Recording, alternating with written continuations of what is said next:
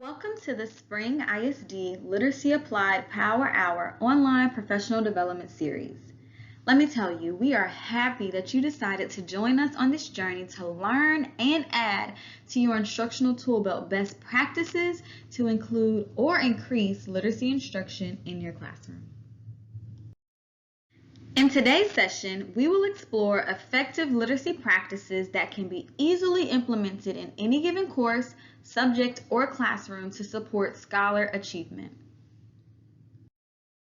As we work to ensure alignment to the goals, mission, and values of the district, this module will work to support you in your efforts to reach every scholar's cognitive needs, engaging them and strengthening your skill set as a high-performing instructional leader.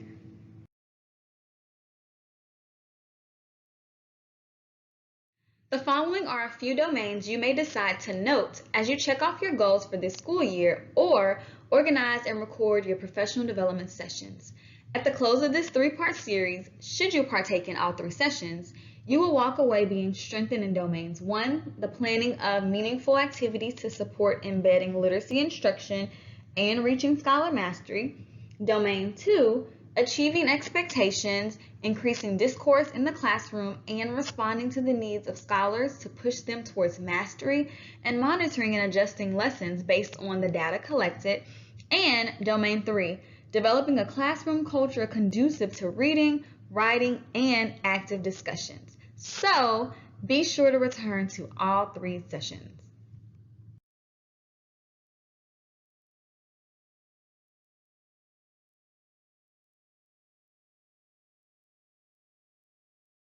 As we go through the session, we want to be aware of our digital community norms. Please ensure you are in an area where you are able to be present and distraction-free. Feel free to take frequent breaks should you need to refocus your concentration on the material being presented. If at any time you have questions or concerns, we welcome you to reach out to us and share those concerns so we can address any issues you may have with the implementation. My contact information can be found in the bottom right-hand corner of your screen and will be shared again at the close of the session. I await any questions or concerns you may have as you work through this module. And finally, should you find any information noteworthy, please capture the new knowledge as needed in a place where you can easily and readily retrieve it at a later date. It is important for everyone participating to hear the term theory of action. Our theory of action team is a checks and balance system in place to hold people accountable for what programs are being implemented, what curriculum is being designed, what instructional items are being purchased, what assessments are mandatory, and, you're here, what effective professional developments look like. Scholars are the why, and everyone is held to a high standard to ensure scholar success is the priority. Ensuring that we are not only lesson planning, but perfecting the process of lesson planning helps us to ensure we are not only implementing, but implementing with fidelity, which in turn results in increased scholar achievement.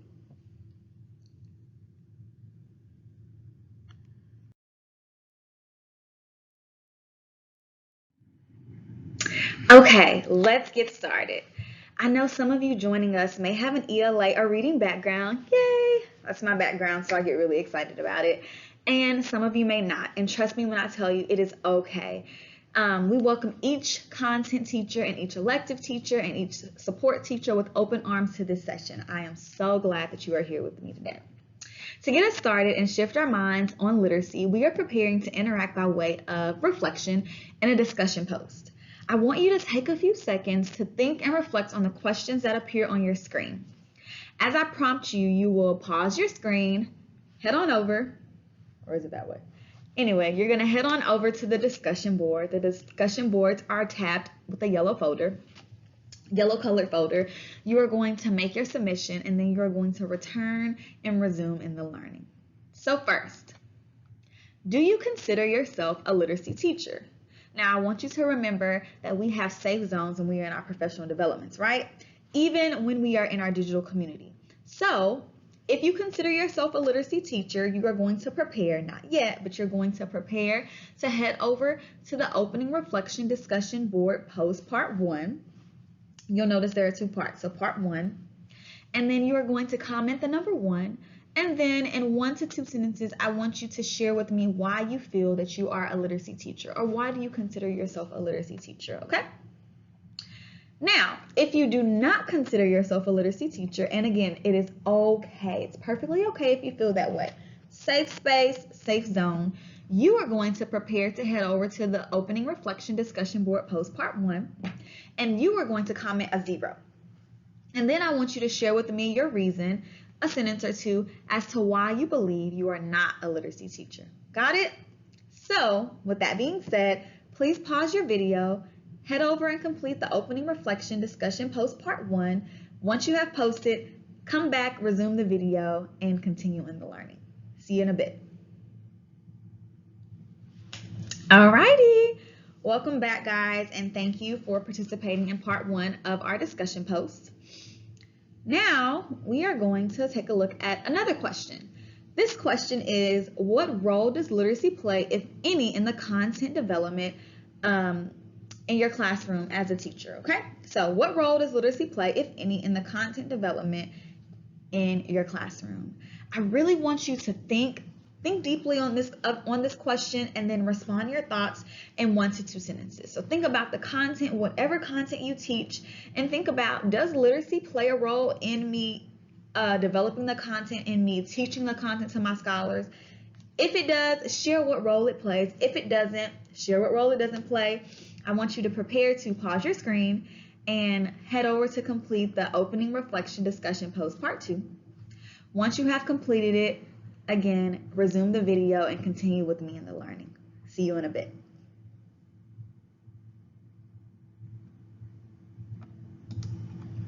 Alrighty, welcome back.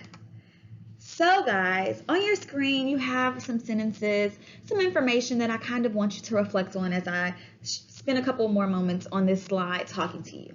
So content is what we teach, right? But there's also the how we teach that content, and that is where literacy instruction comes in.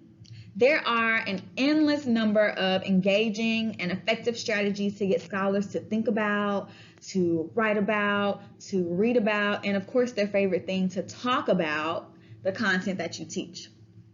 The ultimate goal of literacy instruction is to build a scholar's comprehension skills, to build their writing skills, and to overall build their skills in communication. Being able to talk about the content that you have taught, to share it with a peer or another adult, is the ultimate test of mastery. If they can clearly communicate what it was that you taught them that day, we have a good judge of character that they have pretty much mastered it, or on the road to mastering. Through the course of this session, I want you to constantly think about, I want you to constantly reflect on, how do I mostly convey the information and knowledge to my scholars in my classroom? Think about, do I primarily turn straight to lecture or teacher talk every day?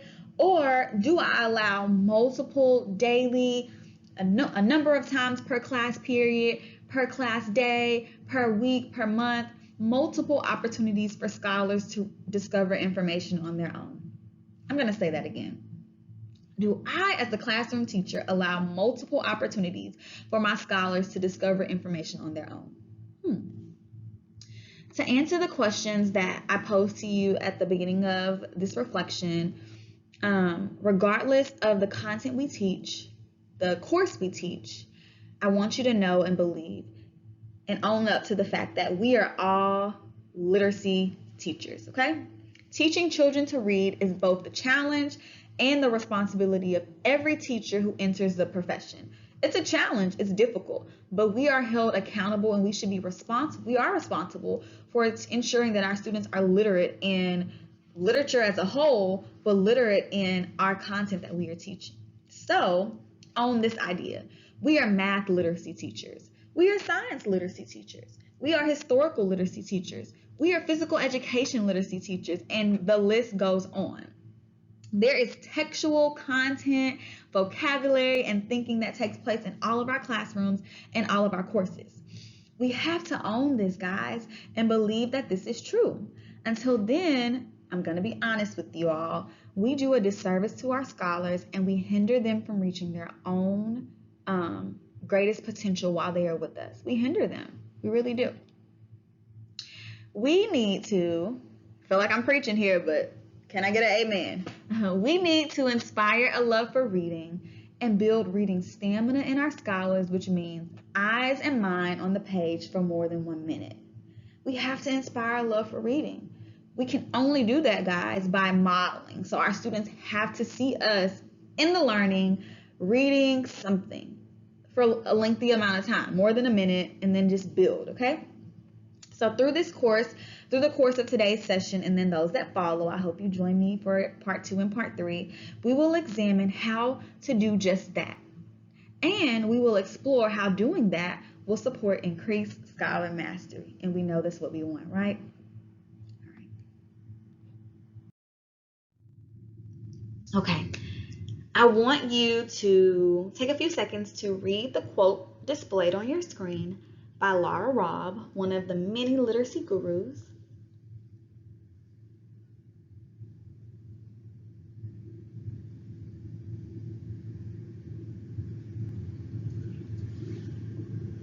And I want you to take a moment to internally reflect. Talk aloud to yourself if you want. I would if I wasn't recording. I want you to reflect on, what do you think this means?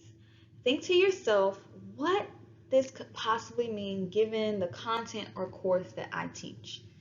I'll give you about 10 seconds to kind of reflect.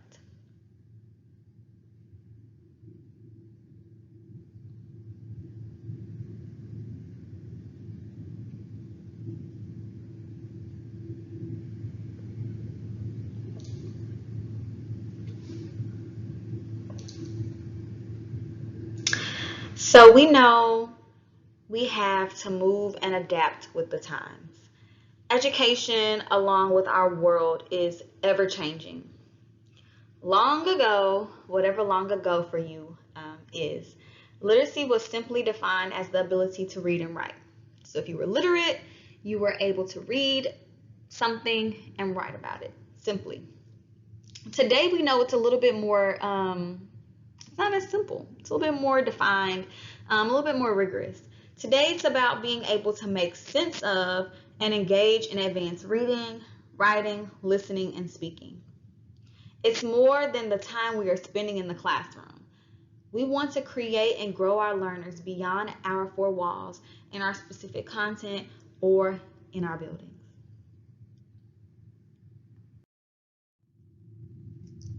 So now we reach some of our goals. We've done all of this thinking, we've had a lot of discourse, and I haven't exposed you to our goals yet. We cannot stress enough how attending all 3 sessions will provide and prove to be beneficial in your instructional practice to close our literary instructional gaps and support increased scholar achievement in your courses. So today and the remaining 2 sessions, again, should you choose to join me again, I hope you do, we'll support your efforts in incorporating literacy in all contents. We'll develop an understanding of our literacy applied model. We'll discuss, I'll talk, you'll kind of talk back to me, but I really won't hear you, but you'll also notate some of your thinking in the discussion board, and then we'll also create some plans on how we can implement this in the upcoming school year. For this session in particular, we will spend some time examining the following as we learn and grow together. So we will recognize the role literacy plays in content development, and then I will expose you to some components and we will explore what those are and how they will support or what they might look like as you work to implement them in your specific content and or courses. So let me give you a little background information that will support the breakdown that is to come in the learning today. The simple view of reading has been incorporated in the Texas Reading Academy's initiative that has been instituted by our Commissioner of Education, Mike Morak.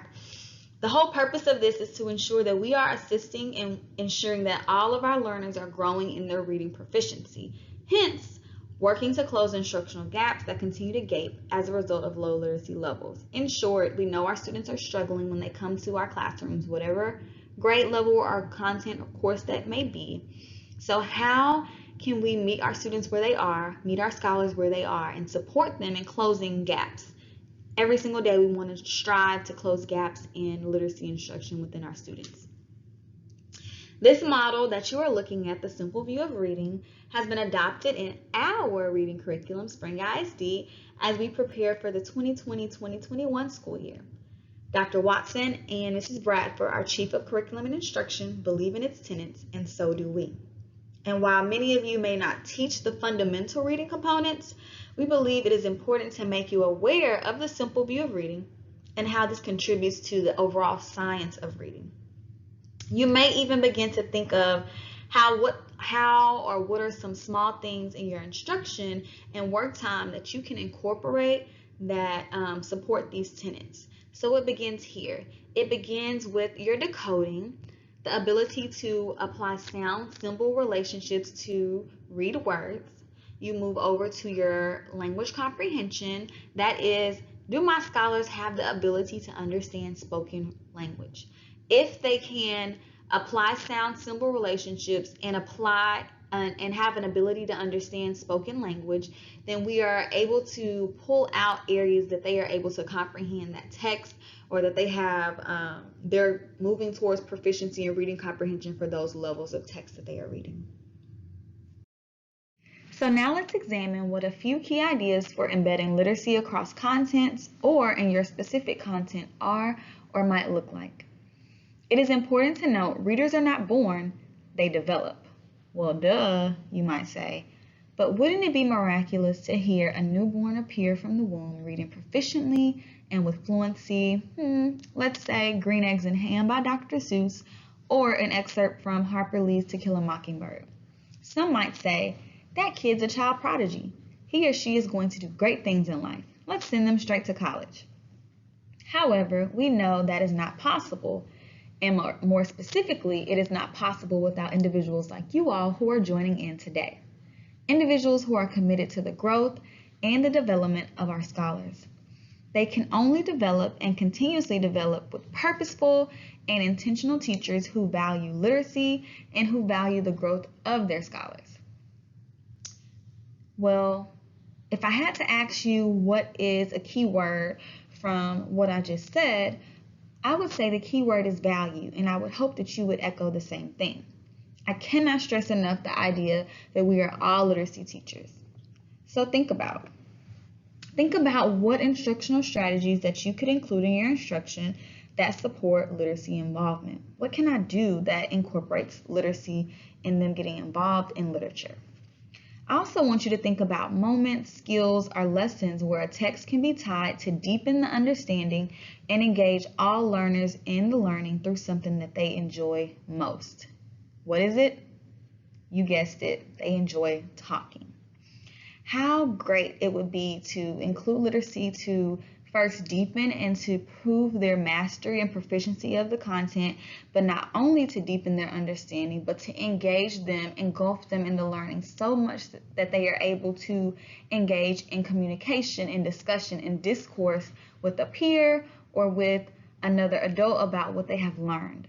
The ultimate test of mastery. So let's share out, let me share out with you some examples of how literacy can be embedded in math, and science, and history, in any elective course, and give you something to think about, provide thought-provoking resources for you to consider as you venture to incorporate literacy in your respective classrooms. How tall, how short, how far away? This is a sample of a primary grade level math book that can be used as a read aloud, for example, when going over measurements. You may choose to read the whole book. You may choose to read only sectors or portions of the book to get your point across, depending on what the skill or text you are focusing on. The remainder, strengths and numbers. This is actually a text that I snipped from our online textbook for Algebra 1. And what I really like about this resource is it breaks it into sectors or different teaks So you might talk about inequalities, you might talk about expressions. It's a long graphic novel that you can allow your students to engage in, to read in, maybe as enrichment, maybe if they are struggling learners and you want to get them to read a little bit more before they are asked to retest or regroup on an assignment. Something great, a great way that you can expose your scholars to something. And imagine their eyes. Imagine how they might look in the classroom when they see this, as opposed to a chapter book without pictures or just, simply words. This is an example, or these are examples of course, books for science. You might talk about the bone structure, or from head to toe, that second book, internal organs. Whatever the case may be, you might choose to have them, again, read the whole book. They may just read an excerpt, a short snippet, or a piece of the text that ties into whatever skill or activity you are having your scholars to work on, whatever lab they're doing. I want you all to see that you can read books and have read alouds and text, or just have text at each table in your content classrooms or your elective classrooms for all types of content outside of the ELA reading classroom. So please, please, please don't be afraid to step into your library or go online to look up a picture book or a short novel or an article or an excerpt. And right here is a great resource, News ELA. Many teachers already know about this, but you can create a free account and you can go in and you can look up articles on the arts, articles on history, articles for expository text if you're focusing on expository and reading, scientific articles, and you can present them to your students by levels. So if you have higher levels, of course, give them a longer text, lower levels, a shorter text. Again, they don't have to read the whole textbook or the whole article. You might just want to focus on one section of it because it focuses on the topic or the idea or the goal of your lesson. Again, overall, the whole point of this is, of course, I want to expose you and show you that there are texts to read outside of literacy classroom that are applicable to your different content or electives. And then two, not only are there texts, but they don't have to just be those mundane articles where students aren't as intrigued. They can be pictorial books as well, graphic novels. They can be excerpts, poems. They don't have to be 20, 30 pages, 5 pages, 2 pages. It could be a paragraph. The goal, again, is stamina, building the stamina of our students and getting them to write about it and talk about what they have read to show proficiency and mastery.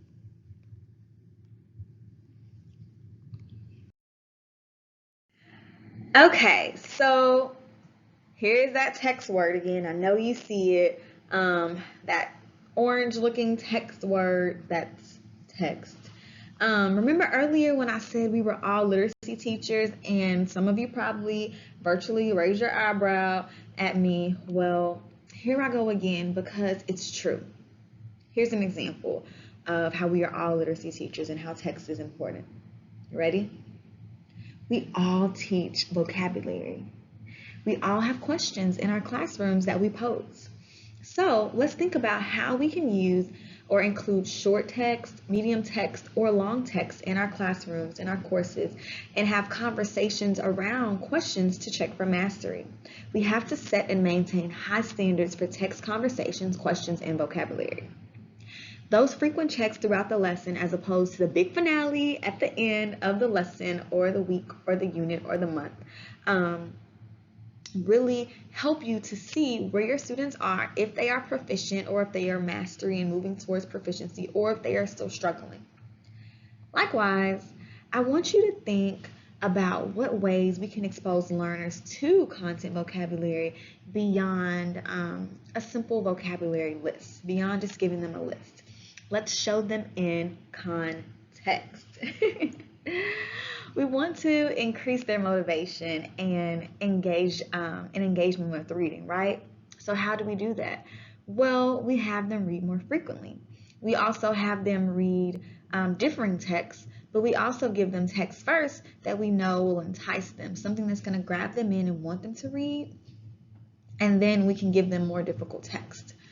Today you'll see some examples of those. Sometimes, guys, Well, and I also want you to think about too what ways that you can include vocabulary without just giving them a list. So you may give them an article or an excerpt or a novel or a piece of text, and you might have words highlighted, those vocabulary words highlighted in the text, but they're reading it as opposed to just simply defining it. They're reading it and seeing what it looks like in context. Or you might have them to copy the sentence or the example in which it was used in the article or text that they read. Or you might give them a text and have them to go through and pull out words that they feel may be tied to the theme or the lesson that's upcoming. So get creative, right? Lastly, that last bullet. Sometimes, guys, we jump right into what is tested, right? Because we know we have that test that's looming over our heads that we have to get to at the end of the year. Sometimes we jump right into what is tested that we forget to spend time on the essential knowledge. Therefore, we create a gap ourselves for our learners. So, and we talked about this earlier, and I know we know our scholars, our students come to us with gaps in their achievement, right?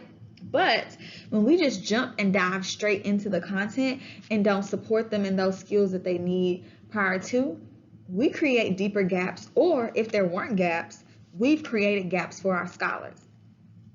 So I want you to think about ways that you can support them in alleviating those gaps and filling in those holes, okay? So take a moment just to reflect on the things that you've heard me say, the bullets on your screen, and just think about, am I doing these things? And if I'm not, where are some ways that I can start doing those in my classroom? Or let me start to kind of think of a plan as to how I can implement this or strengthen my current implementation.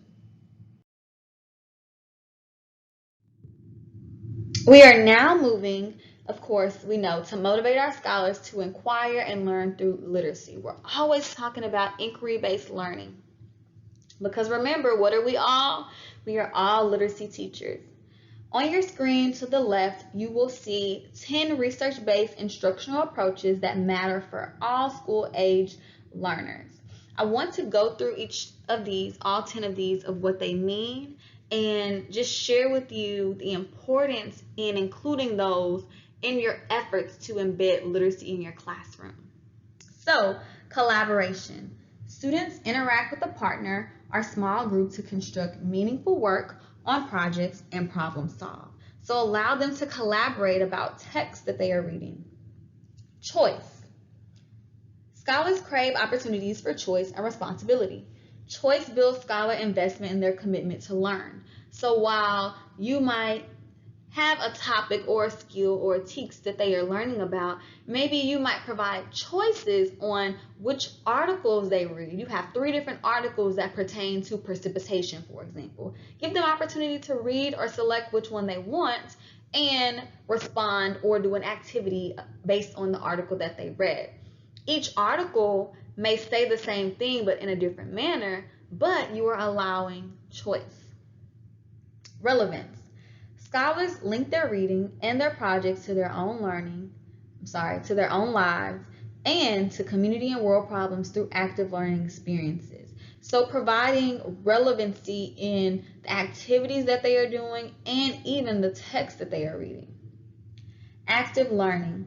Scholars grow to understand through reading, discussing, writing, creating, and presenting projects to peers. Simply stated, getting your scholars active in the learning process. Multiple text. Scholars read diverse texts to gather a variety of perspectives on a topic. They also read varied texts when learning to improve their reading skill. So, similarly, when I previously mentioned News ELA, you have one text, but you have a number of different text levels so that you can have each scholar reading to improve their reading skill. Again, you might also, as I mentioned with the precipitation example, have a variety or multiple texts on precipitation for your scholars to read so they can get a better or a heightened understanding of the content. Engagement. Scholars feel motivated to read a variety of materials because they connect deeply to and comprehend each text. Sometimes, I believe, as educators, we get caught up in the hustle and bustle, and we know we have to find an assignment or a text or just get something out to them to create a product, that we don't necessarily always choose appropriate products or create appropriate products that will keep our scholars engaged. It's a task for them to complete, but are they going to be engaged? Or is 90% or 95% of my students going to be excited, even if the content is difficult or rigorous? Are they going to be excited about what they are doing, what they are reading?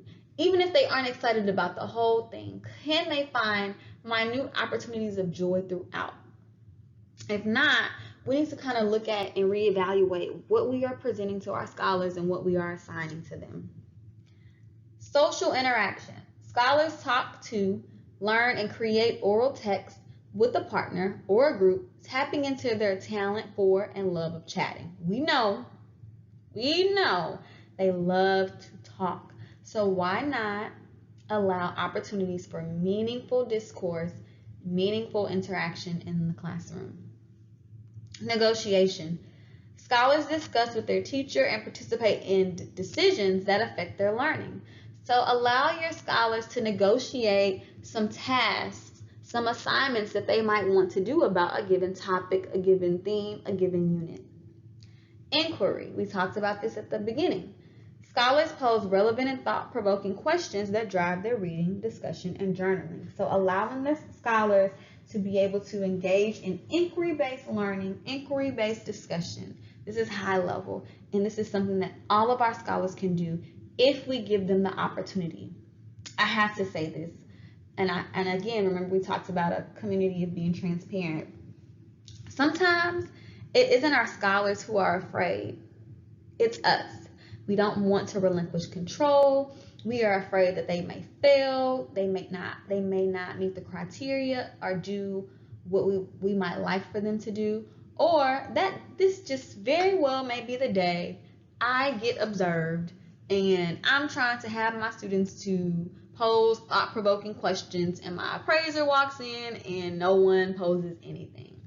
We have to get out of the idea or erase the idea of fear and just try.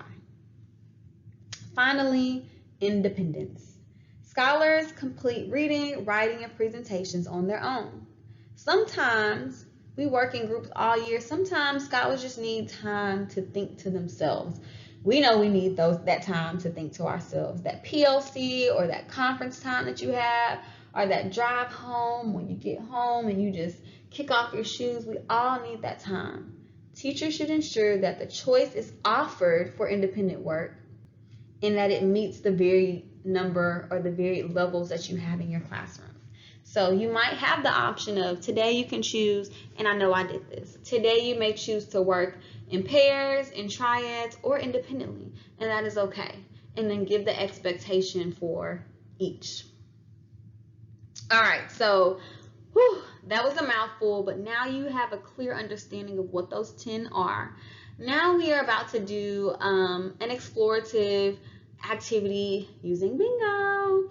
Okay, so in the resource folder is black. You have an embedding literacy bingo sheet that you will use to complete this assignment. Listen closely, guys. To earn credit, take time to think of creative, innovative, or just different from your normal routine of teaching activities to include in the appropriate spaces. I want what you include to be pertinent to your content.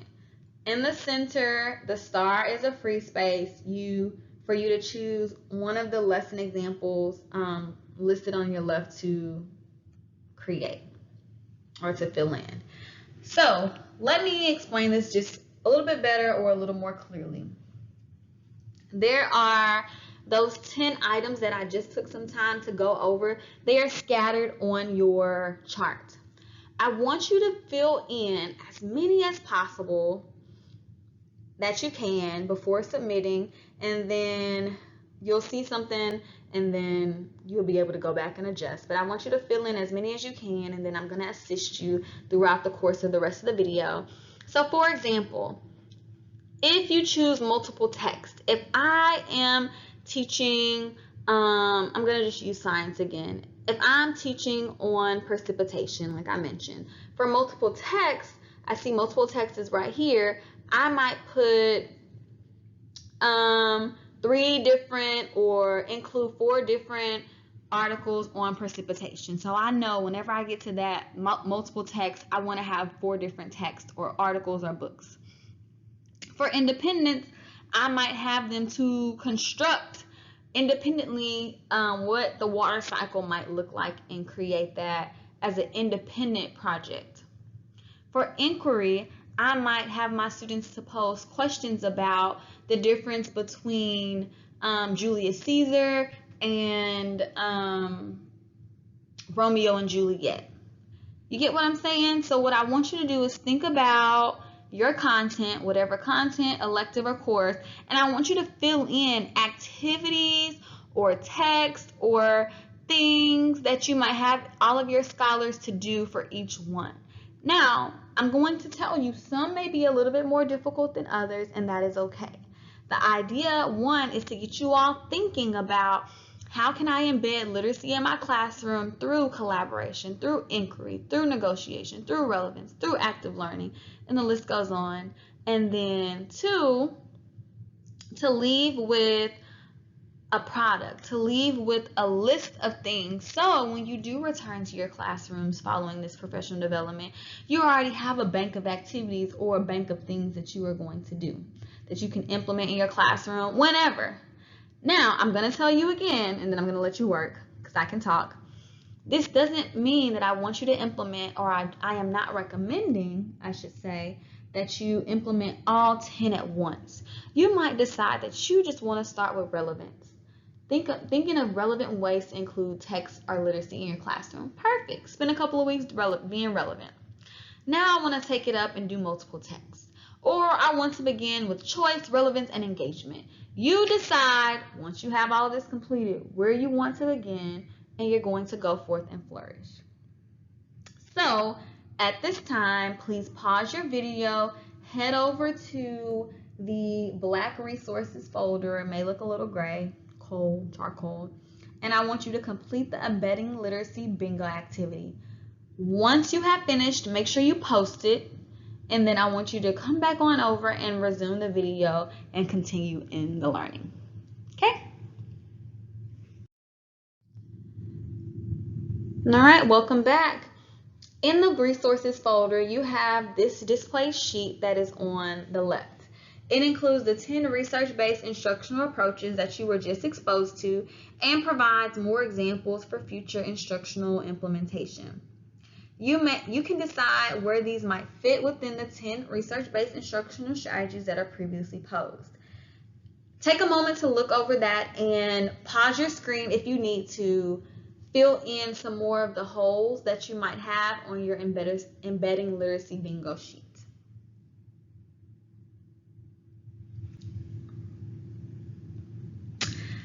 Please note, and I know I said this previously, but I want to highlight it again. You do not have to implement these all at one time, nor do I encourage it. But isn't it great, again, to have a bank of options to choose from when you decide to implement whatever one you want to start with in your classroom? You were just exposed to 10 instructional strategies that will support you in your instructional efforts. I am now going to share with you 9 key reading strategies that will support what you just learned about and experience on your bingo board. So, our scholars should develop skills to read for meaning, right? From there, can they evolve to reading for enjoyment? We know when we teach reading in our classroom or when we teach, we want to expose them to text or give them opportunities to read so they can internalize the content. From there, they can identify and figure out text that they enjoy reading or that they like to read and can evolve to reading for enjoyment. So as I mentioned, the following are 9 key reading strategies that will help you in your instructional planning.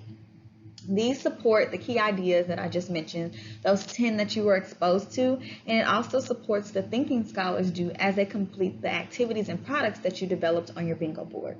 So first, readers use prior knowledge, information, and experiences stored in their mind to make meaning from a text. During reading, a reader integrates this personal knowledge with the author's words, creating an original text. If the scholar's background knowledge is limited, building additional knowledge prior to reading will improve comprehension and engagement. 2.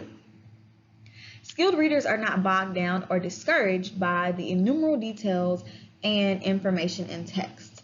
Using their prior knowledge and determining a purpose for reading any text helps them separate the information that connects their purpose from other details. 3. Good readers silently synthesize, so in their mind, they internally synthesize and internally summarize sections of a text as they read. It's a complex process that moves beyond simply just retelling, but them actually internalizing and synthesizing, making their own summary or internalization. 4. Reading between the lines to determine a character's motivation and personality, to discover themes, to compare and contrast, to infer the relationship between causes and effects, and to identify main points in information or informational text is what comprehension is all about. Let me say that again. Reading between the lines to drawing inferences and drawing conclusions, making inferences and drawing conclusions.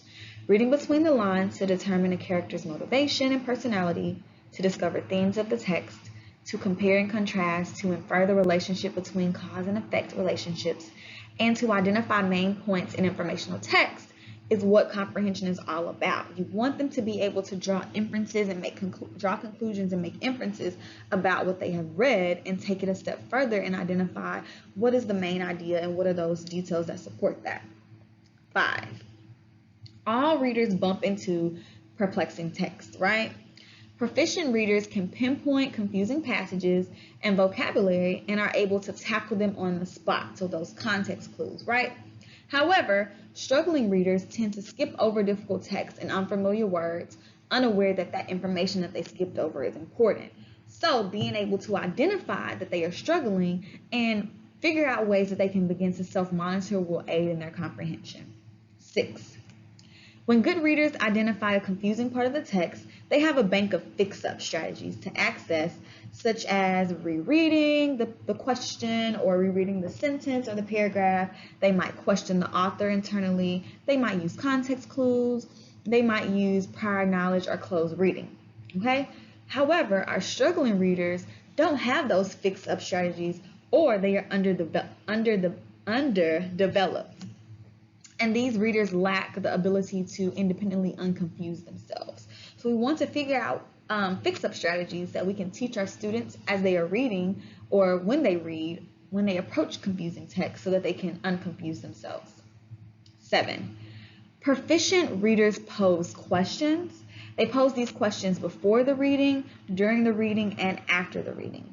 This questioning allows for good readers to assess what they already know and to set guidelines for what they need to learn in order to enlarge their knowledge. So they're setting goals while they're reading. This is what I know. This is where I desire to be. Making this thinking process explicit for scholars by encouraging them to pose questions can set purposes for reading and deepen scholars' involvement in fiction and nonfiction as they keep reading to satisfy their wonderings. So we want to set a purpose for reading. Nonfiction texts also raise questions in readers' minds as they confront new information and try to link it to what they already know. 8. A primary task of teachers who work with school-age students is to enlarge their reading vocabulary, right? Am I right? We're always talking about academic vocabulary. In content subjects such as history and science, dozens of unfamiliar words bombard our scholars each week, each day, each unit, each month, each 6 weeks or 9 weeks.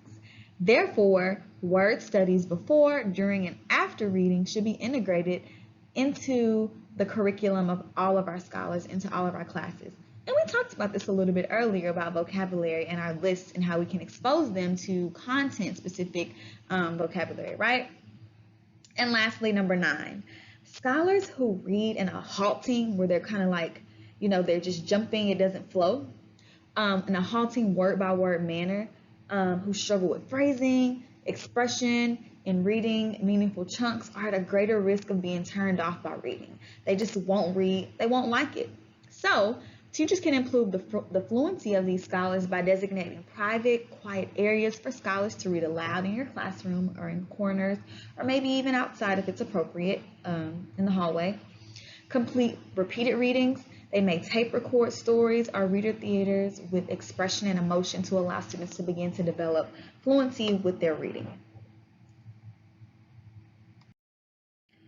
So here, the goal is what of these 9 strategies, which ones can I implement, can I begin teaching my students so that I can help build their capacity and strengthen them as readers, help them to become more literate in my content. So before we transition, I want you to think about which of the 9, which 1 or 2 do I already do proficiently, am I a master of? You maybe didn't even know that you were doing this in your classroom. And then consider thinking about what 1 or 2 am I weak in, or that I could consider implementing in the upcoming school year to support my literacy instruction in my content or course that I'm teaching. So think about those things and pause if you need to, reflect. Notate it down. Note it down if you feel like this is something that I'm strong in. This is a challenge that I am committed to growing in the upcoming school year. Note that down and then proceed with the rest of the learning.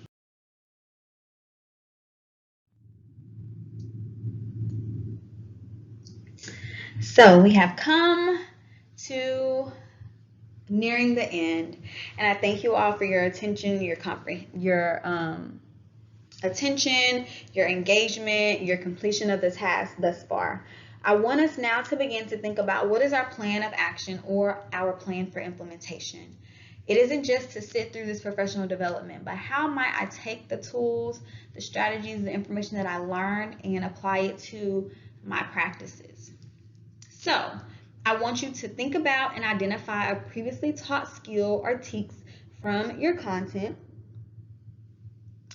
What you are going to do is locate a text or an excerpt, which is a piece of text that can be used to reteach or solidify mastery of that skill or those TEKS. And then you're going to head over to the blue, I know I said black earlier for that other assignment, but you're going to head over to the blue assignments, course assignments folder, and you're going to complete the plan for implementation task that is going to be for submission. Okay? Also, what you'll find in the resource folder, so in the black folder, you will find some content text to review. I want you to review those because I want you to see this is what reading looks like, or a variation of what reading could look like in your content. Again, as we close, I want you to think about how you might use today's learning in your instructional practices in the future. And again, you're going to submit your response in the plan for implementation for credit for part 1 of this class or of this course. For your convenience, I included a sample of what the plan might look like.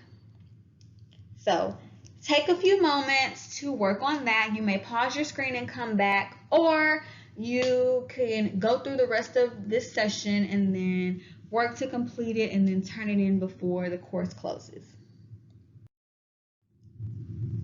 I want to thank you again. Thank you so much for taking the time to expand your learning and joining in with me and the others around the district on how to increase literacy development across all courses, across all contents. A couple of things I want to pose to you. Of course, you have my email address. Should you have any questions as you are completing everything, submitting it, questions about your certificate, questions about implementation, whatever, whatever the case may be, you have my email address. You also need to complete these 3 tasks in addition to your discussion. So you completed your discussions earlier in the session. There is an exit ticket that I would love for you to complete, and it also has a survey on there. So complete the exit ticket. You must complete your embedding literacy bingo board, and then you also must complete your final assignment, and that is the implementation plan. I will be looking for completion of your discussion board, your bingo, your plan, and your exit ticket and survey to issue out full completion of part 1. All components have to be completed in order to get the credit. And then lastly, I want to just share this with you again. We've purposely designed and planned all 3 sessions as a part of a series that builds and connects. So I'm highly recommending that you attend all 3 sessions to get the most benefit in your rollout and implementation of our Literacy Applied. That is a district-wide initiative. So please look out for the announcement to register for Part 2, Literacy Progress Monitoring, and Part 3, Assessing Scholar Work Samples and Evaluating Growth in Your Classrooms. See you then. Bye.